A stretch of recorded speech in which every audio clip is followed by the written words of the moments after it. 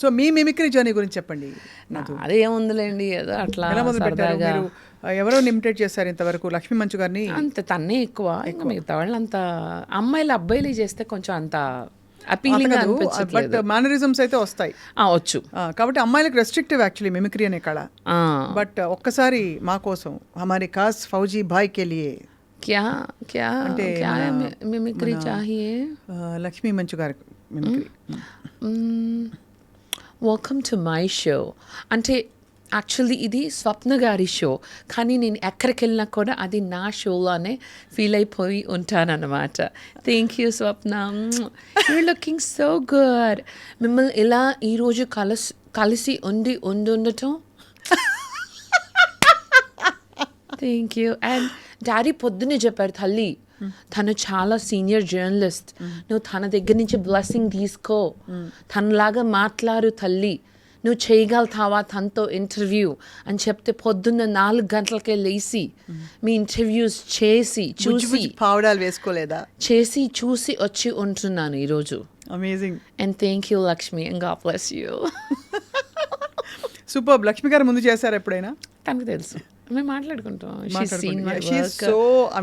She knows my Big Boss journey. వెళ్ళే ముందులో తెలుసు, వచ్చాక తెలుసు. We speak now and then.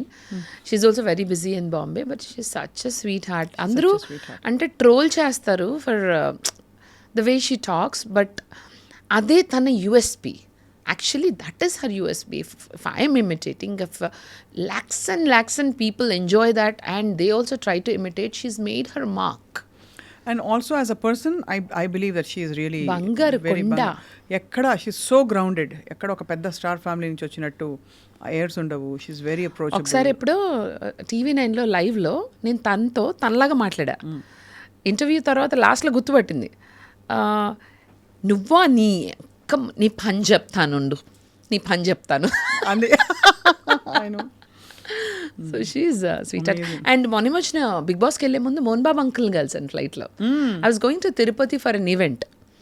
So లక్ష్మికి కాల్ చేశాను, లక్ష్మి ఇట్లా నేను బిగ్ బాస్కి వెళ్తున్నాను, I need your support love అంటే she's like totally she's like my backbone అని చెప్పచ్చు. దెన్ నేను లక్ష్మితో చెప్పాను, I wanted to say hello to uncle and take his blessing అంటే షూర్ అంది. అంటే నేను రేపు బాంబే వెళ్ళిపోతాను రా అని చెప్పిన తను. నేను ఒక 30 minutesలో ఫ్లైట్లో ఉన్నా. డెస్టినీ అంటే నాకు కావాల్సిన స్వప్న గారు నేను ఇదే ఇంటర్వ్యూలో చెప్పలేదు, ఈ ఇయర్ అయితే ఎస్పెషల్లీ లాస్ట్ ఫ్యూ మంత్స్ నుంచి నేను ఇన్హిబిషన్ చేసింది కానీ నేను అనుకున్నది కానీ God is making it happen. నిజంగా చెప్తున్నా, I swear when I went first time to Big Boss interview, I felt it, I'm going to go to the house. When I met Lakshmi, అంకుల్ని ఎలా అయినా చూడాలి, రేపు మళ్ళీ తిరుపతి నుంచి ల్యాండ్ అయిపోతాను కదా, ఎలా అయినా వాళ్ళు శంషాబాద్ మూవ్ అయిపోయారు కదా అంకుల్ వాళ్ళు. So I was thinking like that, half an అవర్లో వెళ్తున్నా తిరుపతి, వెళ్తానికి ఫ్లైట్ ఎక్కాను. This is destiny. ఫస్ట్ రోలో నేను 5th రోలో కూర్చున్నా. ఒక 5 minutesకి సంబడి సెలబ్రిటీ లాగా వచ్చారు, కొంచెం హడావుడి జరిగింది. ఏంట్రా అని చూస్తే అంకుల్. నేను ఇలా చూస్తున్నా, అంకుల్ ఒకసారి వెనక చూసారు, గుర్తుపట్టారు. Uncle, I worked for uncle in a movie, I'll tell that also. So uncle అని అడిగారా? సో అంకుల్ నన్ను ఎందుకు గుర్తుపట్టారంటే, గుర్తుపట్టేలా చూస్తున్నారు. నేనే ముందుకెళ్ళిపోయి అంకుల్ గుర్తుపట్టారా అన్న. I don't forget people. చెప్పండి అంకుల్. అయితే మరి ఆయన రఘవేంద్రరావు గారు ఆయన అందరినీ గుర్తున్నాయి. నేను మీ ఆఫీస్లో అప్పుడు ఎస్ ఐ డోంట్ ఫర్గెట్, భలే మాట్లాడతారు uncle. He has a very powerful presence. And uncle, నేను లక్ష్మీ మంచుని, అది మీ డాటర్ని ఇమిటేట్ చేశాను కదా అంకుల్, మీరు ఏమైనా ఫీల్ అయ్యారన్న. Oh is it? నాకు తెలియదే, ఐ డోంట్ నో. నాకు వీడియోలు పంపించమన్నారు అంకుల్. సో అంకుల్కి నేను చేసిన వీడియోస్ అన్నీ పంపించాను. పంపించినాక ఫ్లైట్ దిగినాక కూడా అంకుల్ అంటే he wanted to make sure, are you taken care of, your okay. So మాట్లాడుకున్నాం. దాని తర్వాత అంకుల్ని బాగా సాధించాను అనమాట. అంకుల్ వీడియో చేద్దాం అంకుల్, పెద్ద ఆయన పట్టుకుని like my daddy. So I love uncle. So I bothered him and I'm like, uncle మనం ఒక వీడియో చేద్దాం మన ఫ్యాన్స్ కోసం, మీ ఫ్యాన్స్ కోసం, నా ఫ్యాన్స్ కోసం విల్ డూ ఒక వీడియో అని చెప్పేసి రిక్వెస్ట్ చేసి, అంకుల్ మీ ఫేమస్ డైలాగ్ ఒకటి చెప్పండి అంకుల్ అంటే, అంకుల్ ఒకటి చెప్పారు. అంకుల్ అది కాదు అంకుల్, నాకు ఇది ఇష్టం అని. ఆయనది ఒక అసెంబ్లీ రోడ్లో ఫేమస్ డైలాగ్ ఉంటుంది. అరిస్తే ఖరుస్తా ఖరిస్తే సరుస్తా సరిస్తే సైకిల్ కింది కసగస తొక్కేస్తా. అబ్బా టూ మచ్ మధు. ఇది చెప్పా అంకుల్ అంటే, నో అరిస్తే ఖరుస్తా ఖరిస్తే సరుస్తా సరిస్తే బుక్కలు వేస్తా. So lot of people don't know I can imitate uncle. Now they know. It's amazing. Actually, you're quite, అంటే you're at ease.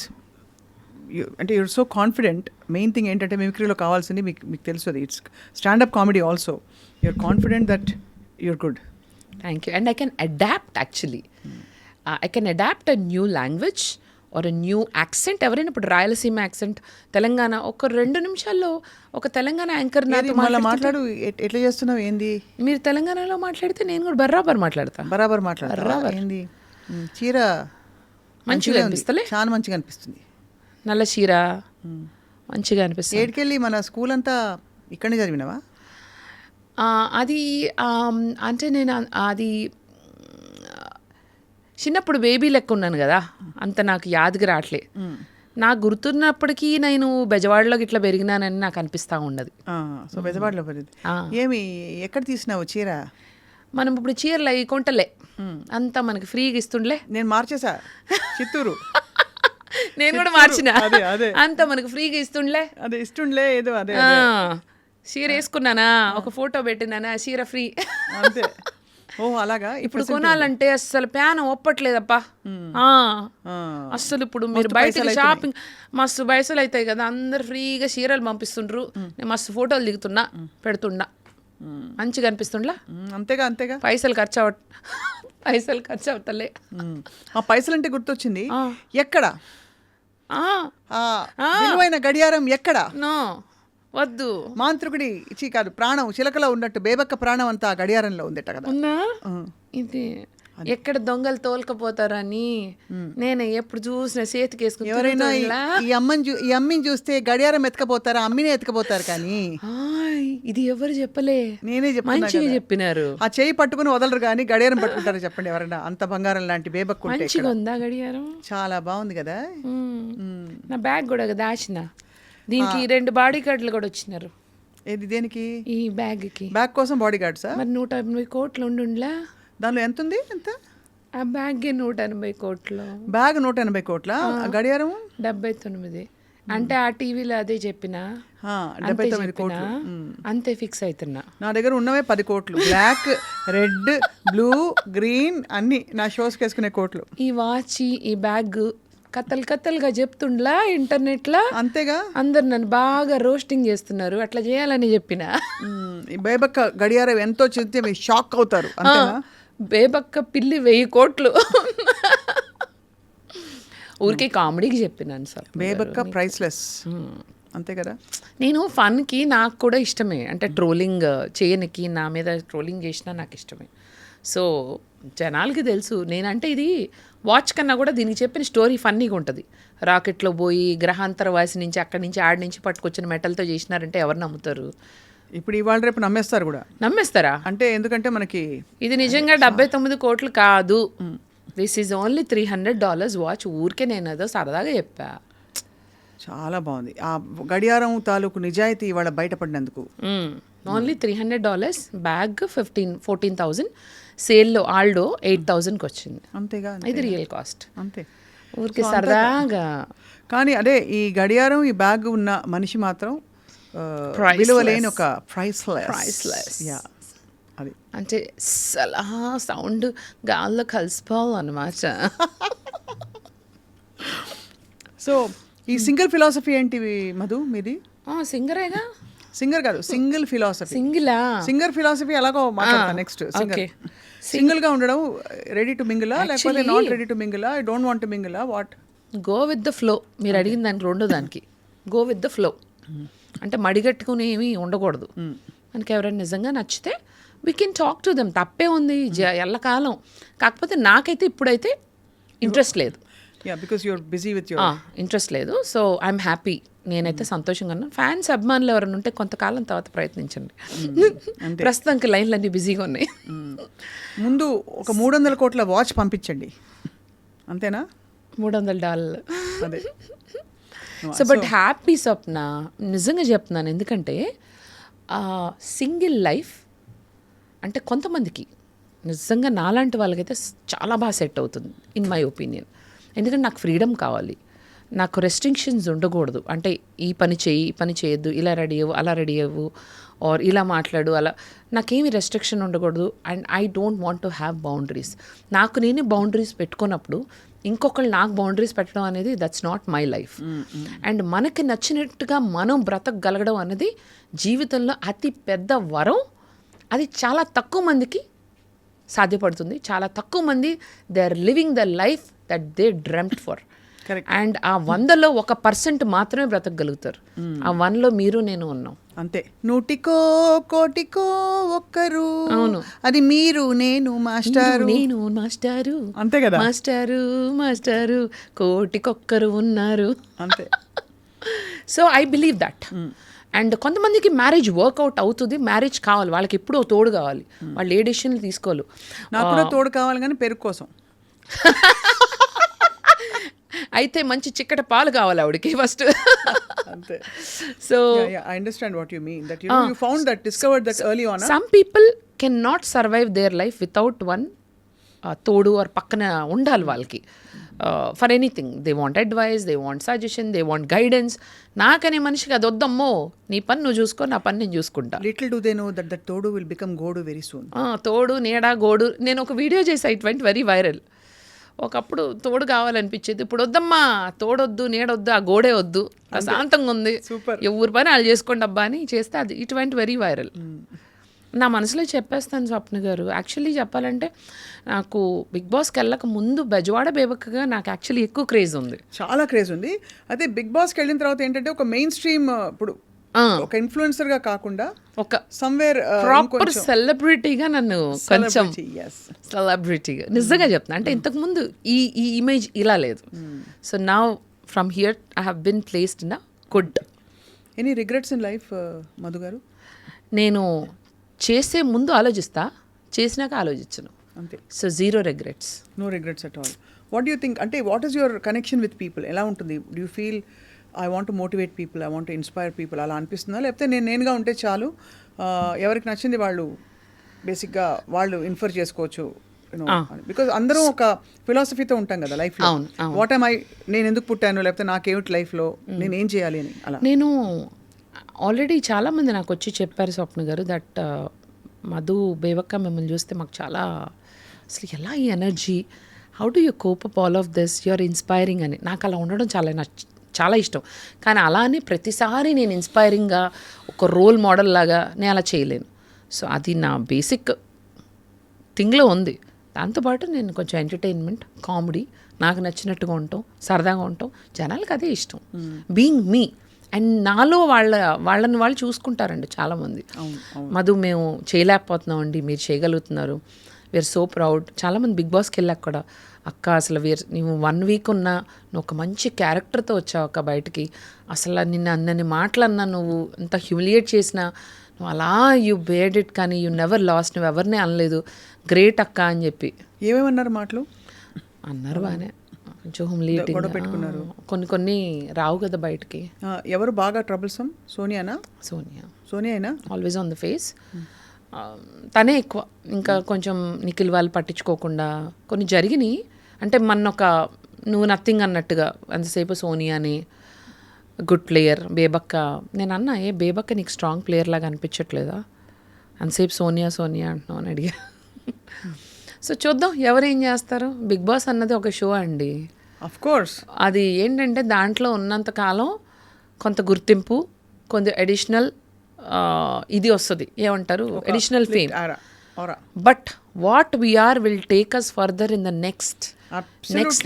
ఒక స్టెప్ ఎక్కించింది, కానీ ఇక్కడే ఆగిపోయారు. కొంతమంది కిందకి వెళ్ళిపోయారు బిగ్ బాస్కి వెళ్ళినాళ్ళు. నేను 160 మంది దాకా వెళ్ళారు ఎప్పటివరకు బిగ్ బాస్ హౌస్లోకి, ఇన్ని సీజన్స్. ఎంతోమంది ఏం అకంప్లిష్ చేశారని నేను కొంతమందిని చూసా. Not many people have done much. Then I thought మనం వెళ్ళి ఆ ఫేమ్ని నెక్స్ట్ లెవెల్కి తీసుకెళ్ళిపోవాలి. That's it. చాలామంది గెట్ స్టక్, ఓ మేము బిగ్ బాస్కి వెళ్ళాం, I have become famous, I'm not gonna do that. Don't do that. మన పని మనం సక్రమంగా చేసుకుంటూ, ఇట్స్ అన్ యాడెడ్ థింగ్. ఇంకా నేను హంబుల్ అవ్వడం స్టార్ట్ చేశాను. More humble and more grounded. Balu గారు నాకు అది. బాలుగారు, యు మెట్ బాలుగారు. బాలుగారు is a very very very very good example that ఎదిగిన కొద్దీ వదగమని. అయ్యో, ఆయన సో గ్రౌండెడ్. నేను ఆయన ఒక మ్యూజిషియన్స్ అందరికీ ఒక మీట్ లాగా అయింది. ఐ థింక్ మీరు వచ్చారనుకుంటా ఆ మీట్కి. అదేంటంటే మ్యూజిక్ కౌన్సిల్ లాగా పెట్టి ఈ పాటలు అన్నవి ఇట్లా రైట్స్ లేకుండా పాడడం అన్నిటికీ ఒక మీటింగ్ అయింది. So when he came, he was sitting and నేను ఆయన పక్కన కూర్చోవడం జరిగింది. ఆయనంత ఆయనే, అమ్మ మిమ్మల్ని చూశాను, మీరైతే షో చేస్తారు కదా అన్నారు. బాలు గారు ఏంటి మన్న పలకరించడం ఏంటి? అవునండి పాటే మంత్రం, నేను చూశానమ్మా. I was like wow, him being a legend talking to me and saying that he saw my Party Mantra show was like, that's it. Kudos. I and all musicians, everybody, not only musicians, everybody, we miss you, Balu Garu. Wherever you are remembered forever. Lots of love to you. So పాట బాలుగారు ప్రస్తావన వచ్చింది కాబట్టి పాట నేర్చుకున్నారా మధు మీరు చిన్నప్పుడు? ఏమో నేర్పించారని అంటున్నారు. నేర్పించానని అన్నారు. పోలా చిన్నప్పుడు 3 సంవత్సరాలు అయితే మాస్టర్ వచ్చేవాళ్ళు మా ఇంటికి. మాస్టారు నేను కింద కూర్చునేవాళ్ళం బాసి పెట్టేసుకుని. నాకు అప్పట్లో ఉంగరాలు జుట్టు ఉండేది. మాస్టర్ ఏమో సంగీతం నేర్పిస్తూ తాళం వేయమనేవాళ్ళు. నేను తాళం వేసేదాన్ని కాదు. ఇంటికి తాళం వేసి వెళ్ళిపోయారా ఏమిటి? కాదు, ఇది 2 జడలు, స్ప్రింగుల్ లాంటి హెయిర్. జడేస్తే కింద, ఇక్కడ వరకు జడేస్తే కింద హెయిర్ ఉంటుంది కదా, అదొక స్ప్రింగ్లా తిరిగేది. దాన్ని ఇలా అనుకోవడం, ఆ స్ప్రింగులతో ఇలా. ఇప్పుడంటే స్ట్రైట్ హెయిర్లండి, extra over action, Bombay showing ఇది. ట్రీట్మెంట్ చేసిన హెయిర్ ఇది. మా అమ్మ అంటుంది, బంగారం లాంటి జుట్టు అండి, బంగారం లాంటి కర్లీ హెయిర్, చొవ్వ చేయించుకొచ్చిందండి డబ్బులు ఇచ్చి. మరి ఏమన్నా బాగుందా? చీపురి కట్టలాగా, చొవ్వలాగా. ఆ రోజుల్లో అప్పట్లో నా గిరజాల జుట్టు స్ప్రింగ్ పడిన నా హెయిర్ని, ఆ స్ప్రింగుల్ని ఇలా ఆడుకుంటూ తాళం వేయకుండా, మేస్టరు అంతే ప్యాస్కిల్లత్తా అంతేనా? ఇంకోసారి మేస్టరు మంచినీళ్ళు కావాలి, ఇట్లా ఆడుకోవడం. 3 ఏళ్ళు చూశారు. పెద్ద ఆయన పాపం, ఆల్ ఇండియాలో ఆయన పనిచేసేవారు. చూశారు. ఒక 3 సంవత్సరాల తర్వాత, అమ్మాయి బాగానే పాడుతుంది కానీ తాళం వెయిట్లా, ఏం చేద్దాం అంటారు మా అమ్మ. ఆపేద్దాం అనిపించేసింది. నో సంగీతం. But 3 years I practice. 3 years I practice. So అందులోంచి నేర్చుకున్న రాగాలు, తాళాలు, పల్లవి, వాట్ ఎవర్ ఇట్ ఇస్ నాకు గుర్తుంది. పాడవలసిందిగా పాడు శాంత. ఆపేసామే. సరి రీ గ మమ రీ గ మమ పాప గ మమ పాప దాద మమ పాప నీ సాసా. చూసారా ఎలా పాడాను? సాసా నీ దాదా పాప నీ దాదా పాప మమ దాదా పాప మమ గగ పాప మమ గగ రిరి మమ గగ రిరి సాసా. ఇది సంగీతం సెషన్ అండి, ఇది పాడ్కాస్ట్ కాదు. వెల్కమ్ టు ఐ డ్రీమ్ సరిగమ పదని విత్ స్వప్న అండ్ బేబక్క. నాకు బాలు గారి పాడిన పాటలో నాకు చాలా ఇష్టమైన సాంగ్ మన డిస్కో రాజాలో సాంగ్ ఉంటుంది. ఇది మన రవితేజ గారిది డిస్కో రాజాలో. నువ్వు నాతో ఏమన్నావో నేనేం విన్నానో, బదులేదో ఏం చెప్పావో ఏమనుకున్నానో, భాషంటూ లేని భావాలేదు నీ చూపులు చదవనా, స్వరమంటూ లేని సంగీతాన్ని నీ మనసునే తాకనా.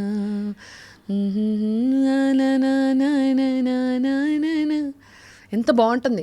భాషంటూ లేని భావాలేవో నీ చూపులు చదవనా, దిగి దిగి పప్ప దిగి దిగి దిగి దిగి దిగి పప్ప దిగి దిగి పప్ప దిగి దిగి దిగి దిగి పప్ప. నాకు చాలా ఇష్టం. I always get goose bumps when ever I sing that song. అసలు హీ వాజ్ అంటే అలాంటి దేర్ వోంట్ బి ఇంకో గంధర్వుడు ఆయన భలే గుర్తు పెంచుకున్నావు. And I'm so happy.